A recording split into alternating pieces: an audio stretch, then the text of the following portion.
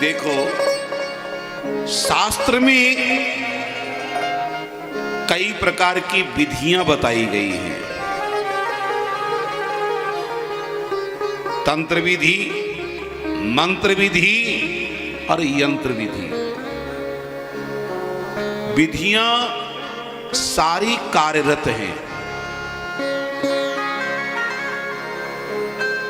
मंत्र की विधि अलग है, तंत्र की विधि अलग है और यंत्र की विधि अलग है।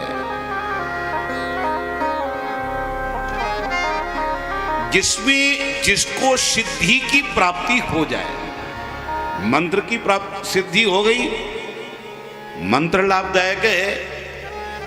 तंत्र की सिद्धि हो गई तो तंत्र लाभदायक है और यंत्र की सिद्धि हो गई तो यंत्र लाभदायक है। काम सभी करते हैं। और आज कल हमारे भारतवर्ष में अगर सबसे ज्यादा आहत किया जाता है तो हमारे सदग्रंथों को ही आहत किया जाता है। हमारी जो सनातन परंपराएं हैं उनको ही आहत की जाती हैं, उन पर ही कुठाराघात किया जाता है। अच्छा, हिंदू समाज इतना सहिष्णु है कि सभी की बातों को सहता है और वास्तविकता में हमारे धर्म का जितना खंडन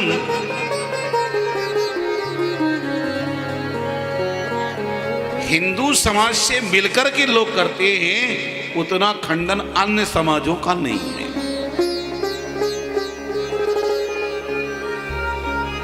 बिल्कुल नहीं है। देखो, कई प्रक्रियाओं के आचार्य होते हैं। तंत्र के आचार्य अलग होते हैं, यंत्र के आचार्य अलग होते हैं, मंत्र के आचार्य अलग होते हैं। कहीं वैदिक परंपराओं का अन्वेषण होता है, कहीं पौराणिक परंपराओं का, कहीं तांत्रिक परंपराओं का, और तंत्र में भी काफी विशेष रूप से सावर मंत्र का, इंद्रजाल इत्यादि का प्रयोग होता है। और ये जो प्रक्रियाएं हैं ये आज की नहीं है, अनादिकाल से चली आ रही है। आप लोगों ने सम्मोहन, मारण, उच्चाटन, उत्तंभन इत्यादि क्रियाओं को सबने सुना होगा। ये भी वैदिक शास्त्र की ही क्रियाएं हैं। सब सिद्धियों से सब कुछ हो जाता है। अरे भाई,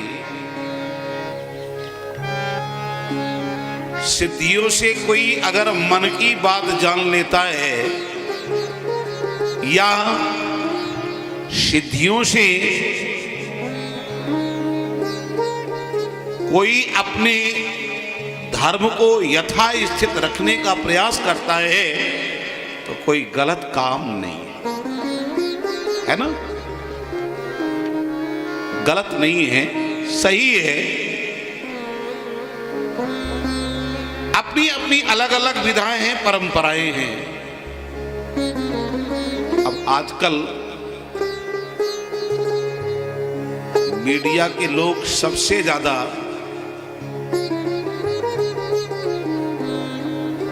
तंत्र, मंत्र, यंत्र की चर्चा कर रहे हैं। सिद्धियों के विषय में चर्चा करें, जिनमें से अभी वर्तमान में एक नाम विशेष रूप से पकड़ा गया है, श्री बागेश्वर धाम वाले श्री धीरेन्द्र कृष्ण शास्त्री जी का। उनके यहाँ हनुमत उपासना है और सन्यासी बाबा की सिद्धि उनके परंपरा में है।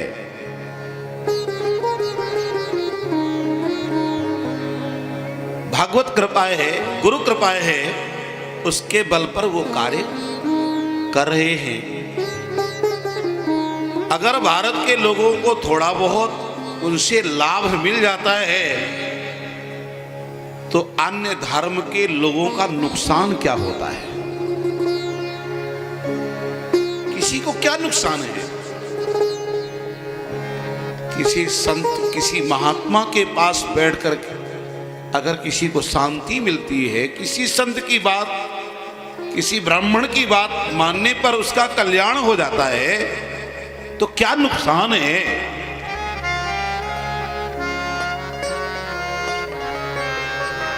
आपने देखा है किसी मुसलमान के पीछे कोई पड़ा हो? नहीं देखा। क्रिश्चियन के पीछे पड़ा देखा? नहीं देखा। जब हमारे हिंदू धर्म का कोई हिंदुत्ववादी सामने आता है तो लोग उसके पीछे पड़ जाते हैं, उसको गिराने का प्रयास करते हैं। और जहां सनातन धर्म की बात आवे वहां सारे संतों को, वैष्णवों को, ब्राह्मणों को, हिंदुओं को, सभी वर्णों को अपने धर्म के लिए एक साथ होकर के खड़े होना चाहिए। इसी में हमारे सनातन धर्म की भलाई है, इसी में हमारा सबका कल्याण है।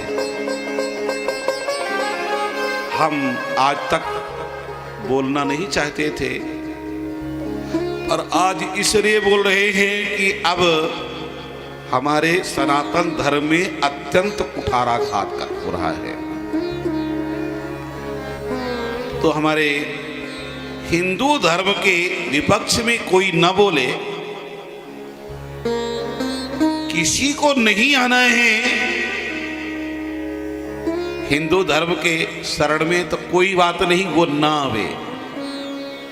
हम उनके धर्म के विषय में नहीं बोलते हैं तो उन्हें भी हमारे धर्म के विषय में बोलने का अधिकार नहीं है।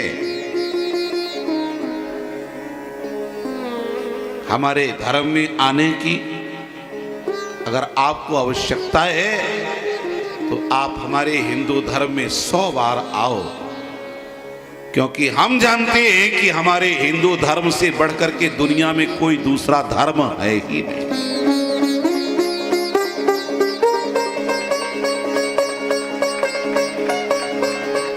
हिंदू सबको लेकर के चलना चाहता है, पूरे विश्व को लेकर के चलना चाहता है, विश्व का कल्याण चाहता है। सर्वे भवन्तु सुखिनः, सर्वे सन्तु निरामया, सर्वे भद्राणि पश्यन्तु मा कश्चित् दुःखभाग् भवेत्। और अभी नई अवस्था का बालक है